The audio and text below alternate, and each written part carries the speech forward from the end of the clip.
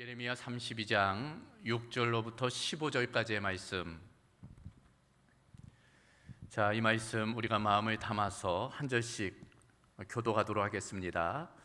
예레미야가 이르되 여호와의 말씀이 내게 임하였느니라. 이르시기를 보라, 내 숙부 살롬의 아들 하라멜이 내게 와서 말하기를 너는 아나도드에 있는 내 밭을 사라.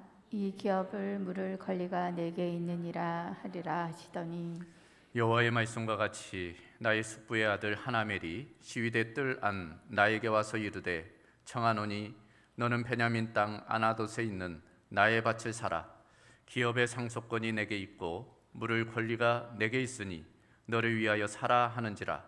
내가 이것이 여호와의 말씀인 줄 알았으므로 내 숙부의 아들 하나멜이 아나돗에 있는 밭을 사는데 은 70세겔을 달아주되 증서를 써서 봉인하고 증인을 세우고 은을 저울에 달아주고 법과 규례대로 봉인하고 봉헌하지 아니한 매매 증서를 내가 가지고 나의 숙부의 아들 하나멜과 매매 증서의 인친 증인 앞과 시위대 뜰에 앉아 있는 유다 모든 사람 앞에서 그 매매 증서를 마세야의 손자 네리야의 아들 바룩에게 붙이며 그들의 앞에서 바룩에게 명령하여 이르되 만군의 여호와 이스라엘의 하나님께서 이와 같이 말씀하시기를 너는 이 증서 곧 봉인하고 봉인하지 않은 매매 증서를 가지고 토기에 담아 오랫동안 보존하게 하라.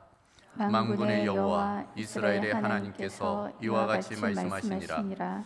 사람이 이 땅에서 집과 밭과 포도원을 다시 사게 되리라 하셨다 하니라. 아멘. 아멘.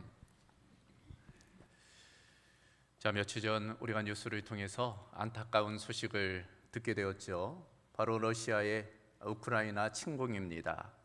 계속적인 전쟁에 대한 위협이 있었지만 실제로 전쟁이 일어나리라고 예상하지 못했는데 전쟁이 일어나게 되었어요. 계속적인 지금 확전이 진행되고 있습니다. 우리가 이 우크라이나 회복을 위해서 기도해야 할 것입니다. 우리나라도 전쟁의 경험이 있잖아요. 그 참혹한 모습을 잘 알고 있습니다. 속히 평화적으로 문제들이 해결될 수 있도록 우리가 기도해야 할 것입니다. 이런 상황 가운데 우크라이나 국민들의 마음이 어떨까? 그 백성들의 마음이 어떨까? 그런 생각을 해보게 돼요.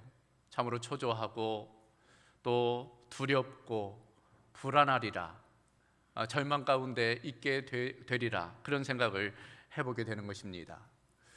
그러한 비슷한 일이 오늘 읽은 우리의 성경 가운데도 나와 있는 거지요. 바로 남유다의 모습인 것입니다.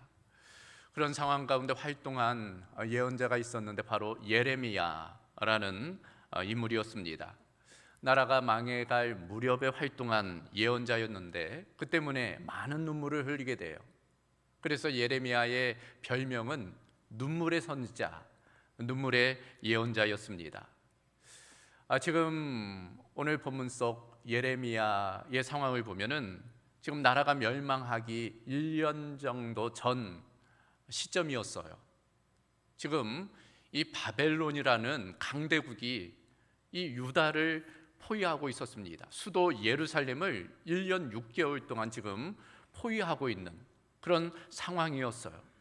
그러므로 온 나라 가운데 절망의 그림자가 드리워 있는 그런 때였던 거지요. 설상가상으로 지금 예레미야는 감옥에 갇혀 있어요. 시위대 뜰에 갇혀 있는 상황입니다. 왜 그런가 하면은 나라가 망한다는 그런 예언을 선포했기 때문입니다. 그래요. 모든 백성들이 나라가 망하리라는 것은 알고 있었어요. 그러나 실제로 그렇게 이야기하는 사람은 아무도 없었습니다. 왕이 두려웠기 때문이죠. 그럼에도 불구하고 예레미야는 담대히 하나님의 말씀, 그 나라가 망한다는 그런 예언을 쏟아내게 된 것입니다. 그러므로 괘씸죄에 걸린 거죠. 감옥에 갇혀 있게 되었습니다. 예레미야가 그렇게 예언한 까닭은 그 예언을 듣고 지금이라도 하나님께로 돌이키라는 그런 의미가 있었던 거지요. 그런데 감옥에 있던 어느 날 한 인물이 이 예레미야를 찾아와요. 예레미야와는 친척 관계입니다. 바로 숙부의 아들 하나멜이라는 인물이었습니다. 그러니까 예레미야와는 사촌지간이죠. 찾아와서 한다는 말이 자신의 밭을 사달라는 거예요. 참 무리한 요구를 할 수 있습니다. 당시 법으로 땅을 매매할 수 없었어요. 땅은 개인의 소유가 아닌 하나님의 소유라는 신앙적인 관점이 있었기 때문입니다. 지금도 이스라엘은 사유지가 없습니다. 하나님의 땅이라는 그런 개념이 있기 때문이에요. 그러나 편법이나마 부득이한 경우 이 땅을 매매할 수 있어요. 가까운 지방끼리는 서로 땅을 매매할 수 있도록 허용이 되어 있었습니다.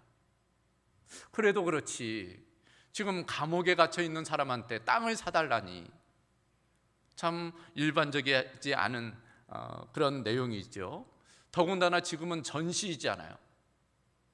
나라가 망할 위기에 있는 것입니다. 나라가 망하면 땅이 무슨 소용이 있어요?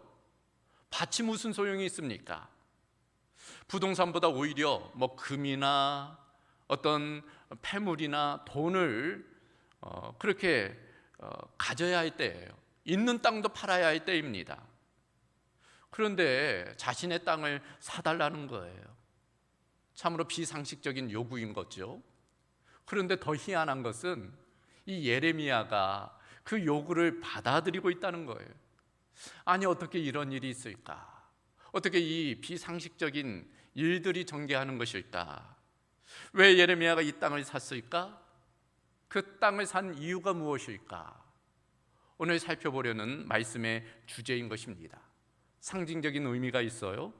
그가 아직 나라를 포기하지 않았다는 그런 의미가 있는 것입니다. 곧 미래를 포기하지 않았다는, 희망을 버리지 않았다는 그런 의미가 있는 거예요. 나라가 어려워져서 결국 망하게 될 것이지만 그러나 반드시 하나님께서 회복시켜 주시리라는 그 믿음을 보여주고 있는 내용이라 할 수 있어요. 정치도 경제도 사회도 결국에는 다시금 안정화될 것이다, 정상화될 것이다 라는 그 소망을 이 땅을 매매하는 것을 통해서 예레미야가 보여주고 있는 것입니다. 그런 측면에서 예레미야는 눈물의 선지자라는 별명만 아니라 소망의 선지자라는 그런 별명을 가지고 있어요. 절망 중에 소망을 노래했기 때문인 것입니다. 그러니까 예레미야는 단순히 밭을 산 게 아니에요. 그는 그것을 통해서 미래의 희망을 산 것입니다. 이것은 오늘 살아가는 우리에게 도전적인 내용이라 할 수 있어요. 그래요. 요즘 온 세계와 우리나라의 형편을 보면은 희망보다는 절망적인 분위기가 지배적입니다. 이 코로나라는 이 질병이 언제까지 지속될까 하는 의문이 있어요. 이제 끝날 것이다 했는데 벌써 2년여 넘게 지속되고 있잖아요. 경제는 회복될 수 있을까 하는 의문이 있어요. 빈부의 격차는 해소되고 청년의 실업의 문제는 극복될 것인가 하는 의문이 있는 것입니다. 환경의 문제도 현실적인 위협이지요. 세대 간의 갈등의 문제도 있어요. 가정의 위협도 존재하고 있습니다. 이제 10여일이면 대선을 앞두고 있는데 과연 누구를 뽑아야 되는가? 그런 의문이 있는 것이지요. 이런 시대에서 교회마저도 심각한 정체성의 위기를 겪고 있는 것입니다. 그러니까 모든 것들이 지금 불안정하고 혼란하고 더 나아가서는 절망적인 분위기가 압도적입니다.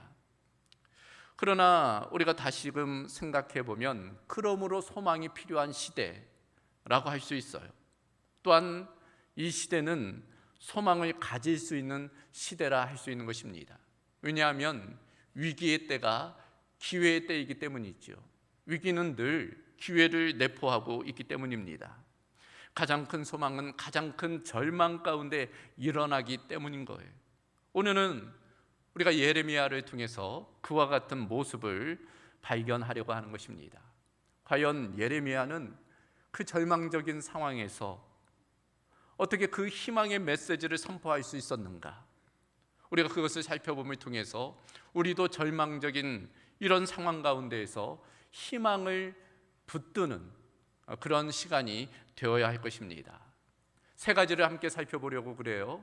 그 첫 번째, 예레미야가 그 절망 가운데에서도 희망을 선포할 수 있었던 이유, 그것은 하나님의 말씀을 들었기 때문입니다. 한번 따라해 보겠습니까? 하나님의 말씀을 들어야 합니다.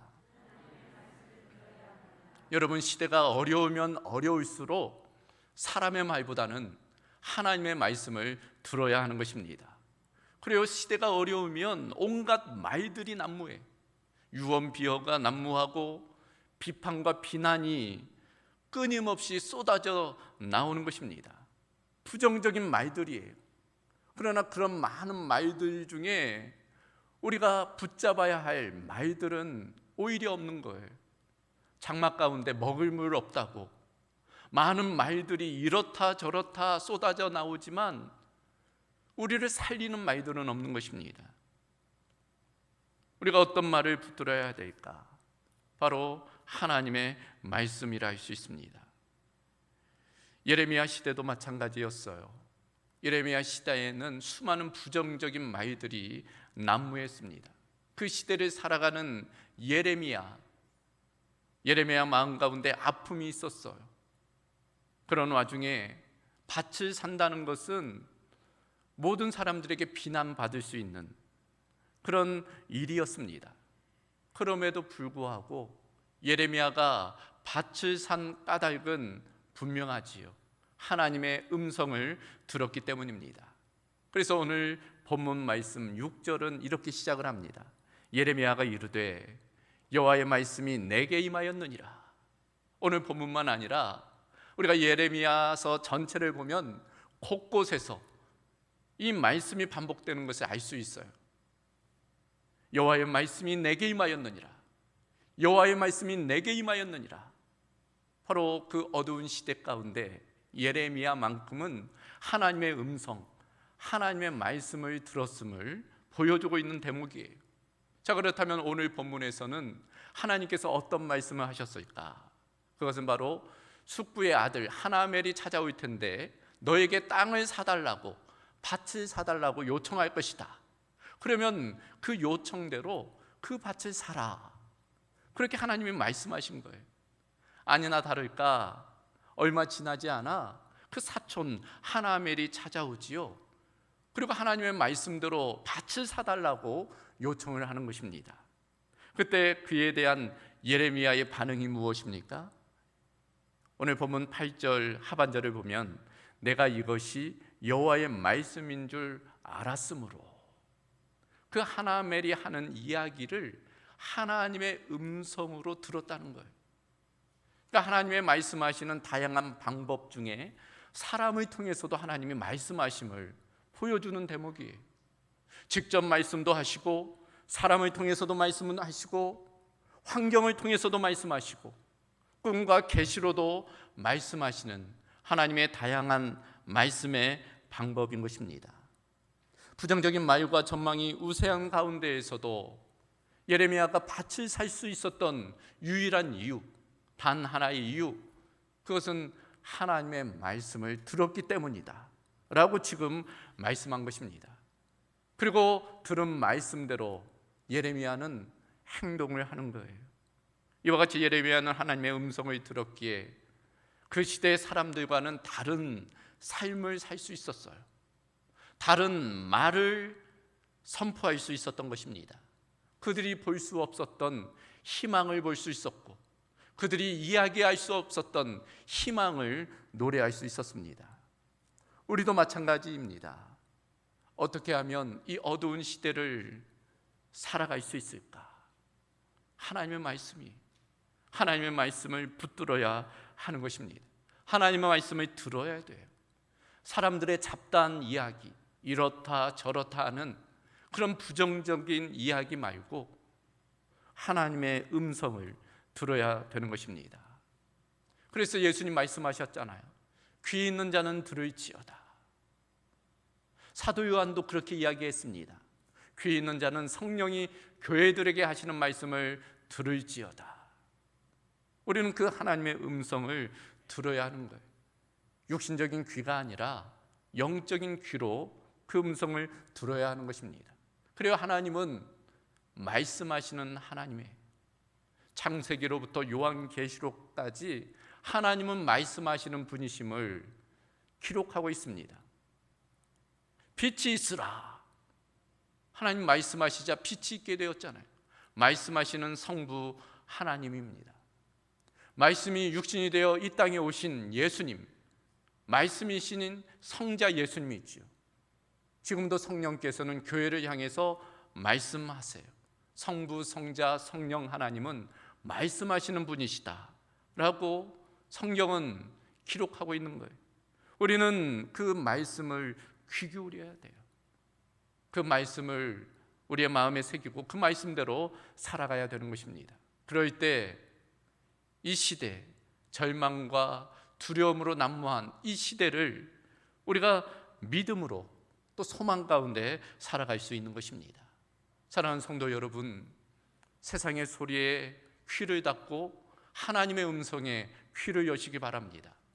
그럴 때 어떤 상황 가운데에서도 낙심 절망하지 아니하고 믿음으로 나아가는, 소망 가운데 나아가는 저와 여러분이 될 줄로 믿습니다. 그런 은혜가 우리 가운데 있기를 주님의 이름으로 소망합니다.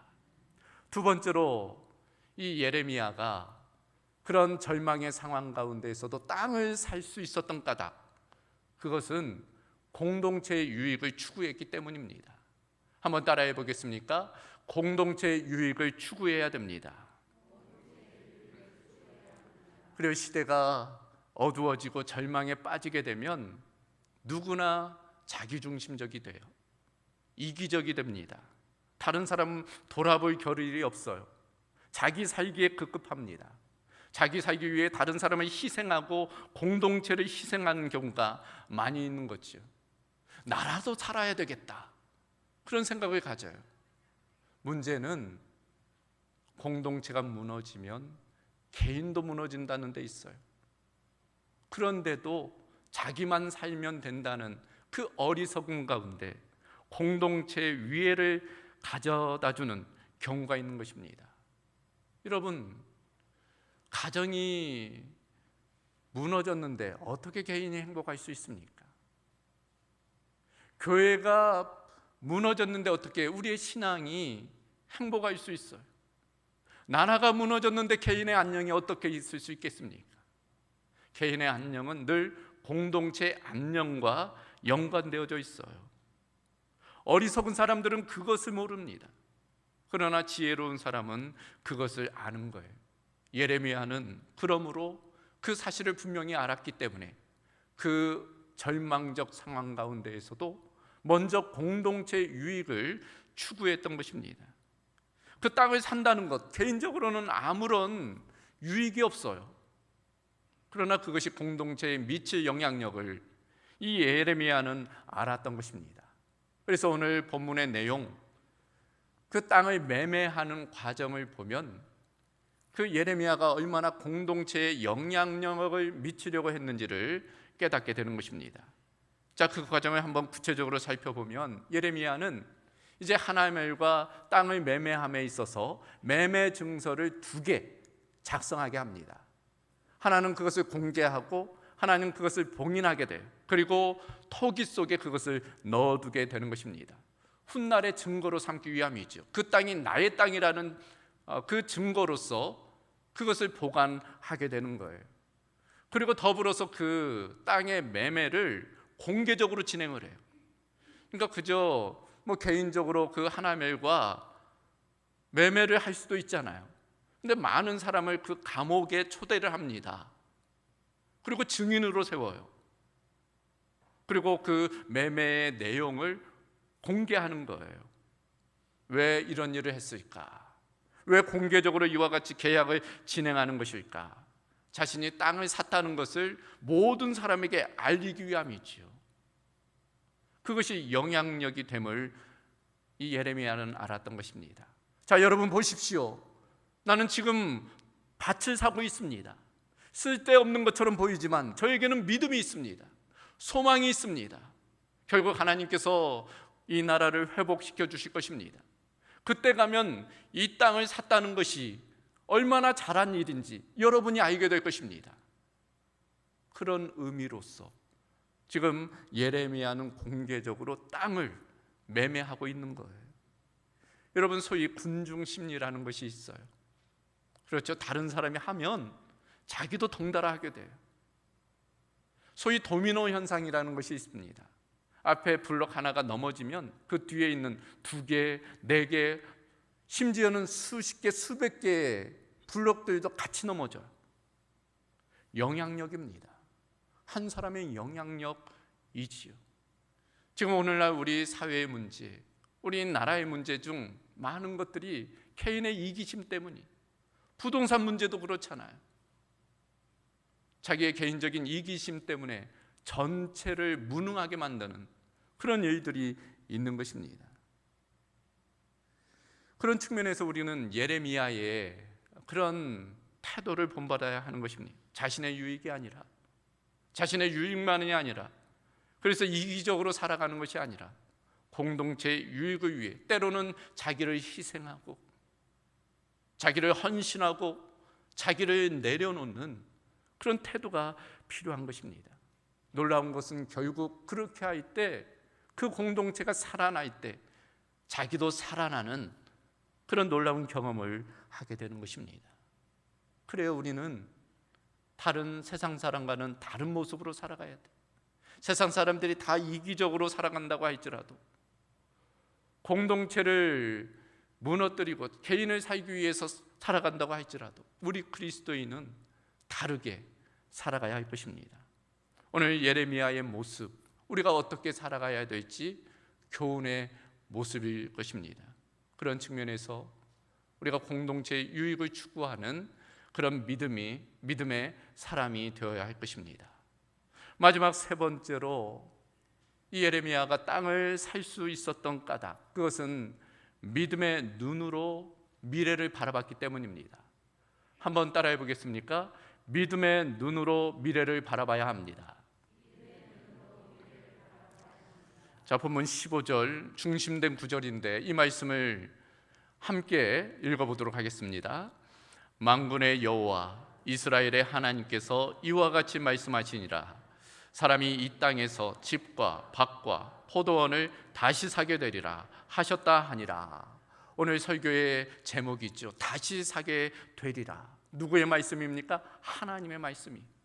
하나님께서 이 예레미야에게 그 밭과 집과 포도원을 다시 사게 될 것이다 라고 말씀하셨다는 거예요. 그 말씀을 지금 예레미야가 선포하고 있는 것입니다. 하나님께서 이렇게 예레미야에게 말씀하셨던 까닭은 하나님이 믿음의 눈으로 미래를 보셨기 때문이에요. 이에 예레미야도 같은 믿음을 가지는 거예요.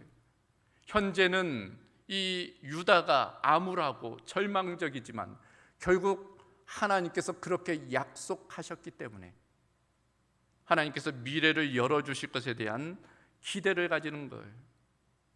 그러므로 이런 소망은 하나님에 대한 믿음 때문이었음을 깨닫게 되는 것입니다. 그래서 역사의 주관자는 하나님이시라는 그 믿음이 이 예레미야 가운데는 있었어요. 결국 하나님께서 역사의 방향을 옳은 방향으로, 정의의 방향으로, 회복의 방향으로 바꾸어 놓으시라는 그 기대를 이 예레미야는 가지고 있었던 것입니다. 하나님에 대한 믿음, 하나님의 역사에 대한 신뢰가 있었기 때문에 예레미야는 이렇게 선포할 수 있었습니다. 실제로 오늘 본문 이후의 내용을 보면은 16절 이하로부터 예레미야의 기도가 나와요. 그 절망의 상황 가운데 하나님의 은혜를 구하는 그 예레미야의 기도가 나옵니다. 그런 기도 중에 이제 하나님께서 말씀하세요. 26절 이하에, 시간 관계상 오늘 함께 읽지 못했지만 댁에 돌아가시면 그 내용 한번 읽어보시기를 바랍니다. 하나님이 이렇게 말씀하세요. 앞으로 이 유다가 어떻게 회복될지에 대해서 이렇게 말씀하십니다. 중요한 구절 몇 구절을 살펴보면 27절을 보면 나는 여호와요 모든 육체의 하나님이라 내게 할 수 없는 일이 있겠느냐.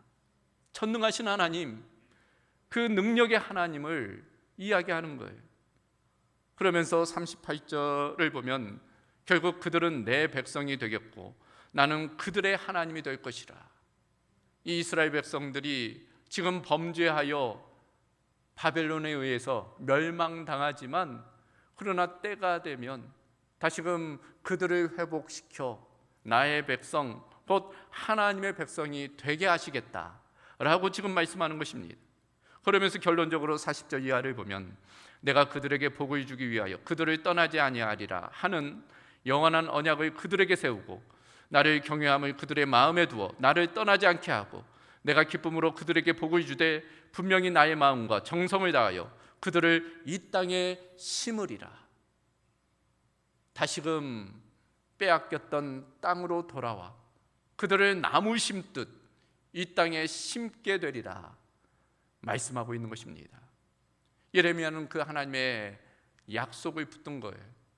그래서 당장은 현실적인 어려움이 있지만 미래를 향해서 소망을 선포할 수 있었던 것입니다. 우리도 마찬가지입니다. 오늘날 우리의 현실은 불안정해요. 우리의 미래는 불확실합니다.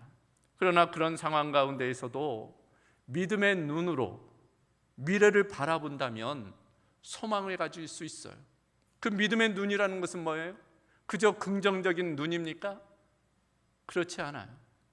세상이 말하는 긍정이 아니라 하나님을 통한 긍정이 하나님에 대한 믿음입니다. 하나님을 통해서 우리의 미래를 보는 거예요. 그것을 가리켜 비전이라고 부릅니다. 비전은 미래를 믿음의 눈으로 바라볼 때 생기는 것이기 때문이에요.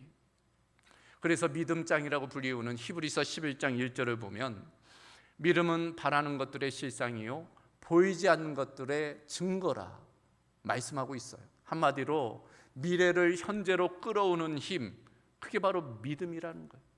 그것이 바로 믿음의 힘이며 비전의 힘인 것입니다. 당장은 아무것도 보이지 않는 것처럼 보이지만 그러나 결국 그 위대하신 하나님, 전능하신 하나님께서 미래의 문을 여실 거라는 그 믿음을 가지면 소망을 노래할 수 있는 것입니다. 여러분 잘 아는 빅터 프랭클이라는 분이 계시죠. 2차 세계대전 독일 수용소에 끌려갔던 한 유대인 심리학자입니다. 그의 일화, 다양한 일화들이 있어요. 이런 이야기가 있습니다. 그 감옥에서 많은 사람들이 절망함으로 생을 포기했다는 거예요. 스스로 포기하는 경우가 많았다는 것입니다. 그래서 죽음에 이르는 병, 절망이라는 이야기도 하지 않습니까? 가장 그 문제가 이 절망이라는 거죠. 당시에도 그 수용소에는 많은 사람들이 절망에 빠져 있었다는 거예요. 그런데 빅터 프랭클만은 달랐다는 것입니다. 그런 그 어려운 상황 가운데서도 소망을 이야기했다는 거예요. 당시 많은 동료 수용자들이 물었다는 것입니다. 아니 어떻게 당신은 이런 절망 가운데 소망을 노래할 수 있습니까? 그럴 때 프랭클이 이렇게 이야기했다는 거죠. 이 감옥 창살 너머에 소망을 발견합니다.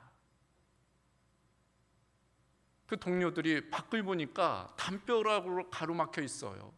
아니 회색 담밖에 보이지 않는데 무슨 소망이 보인다고 합니까? 다시금 빅터 프랭클이 이야기하죠. 그 회색 담벼락 너머 믿음의 눈을 보면 푸른 하늘과 또 밤하늘에 떠 있는 별들이 보입니다.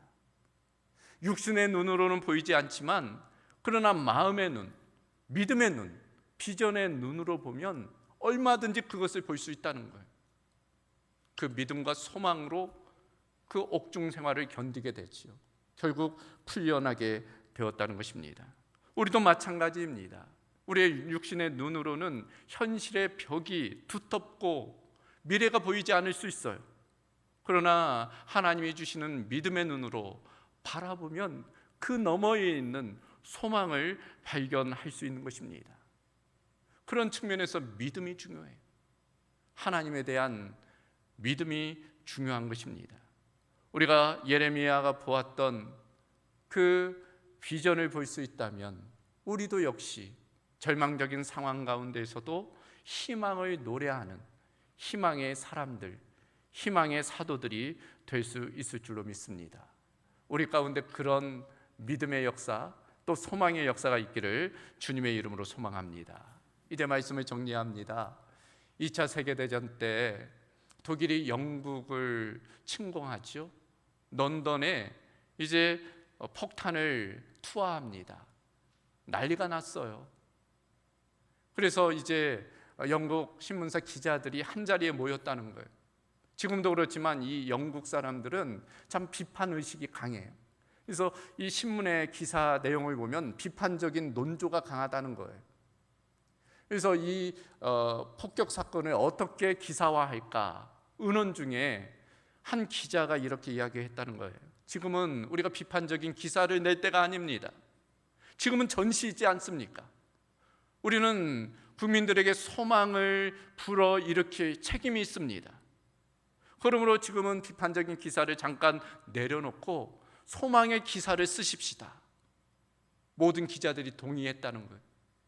그래서 각 신문사에 가서 소망적인 기사들을 이제 내놓기 시작했다는 것입니다. 출정하는 군인들의 늠름한 모습을 사진으로 실기도 하고, 그들을 떠나보내는 가족들이 교회에서 모여 함께 기도하는 모습을 사진으로 실기도 하고, 또 총리의 전쟁에 대한 소망에 관한 이야기를 기사로 쓰는 이제 그런 일들에 함께 힘을 모았다는 거예요. 결국에는 연합국이 전쟁에서 승리하게 되었다는 것입니다. 그 전까지는 절망 가운데 빠졌던 국민들이 소망을 가졌기 때문입니다. 분위기가 반전되고 그런 반전된 분위기 가운데 연합함으로 전쟁에 나섰기 때문이라는 것입니다. 우리도 마찬가지입니다. 지금 부정적인 것보다 긍정적인 것을 보아야 할 시대입니다. 부정적인 말보다는 긍정적인 말, 믿음의 말을 해야 될 때예요. 절망보다는 희망에 대해서 우리가 이야기해야 할 때인 것입니다. 그 중심에 하나님이 있어요. 하나님에 대한 믿음이 있습니다. 그리고 그 희망의 도구로서 우리 그리스도인들이, 우리 교회가 쓰임 받아야 하는 것입니다. 그래요. 이 시대, 암울한 이 시대에 하나님께서 교회를 세운 목적이 무엇일까?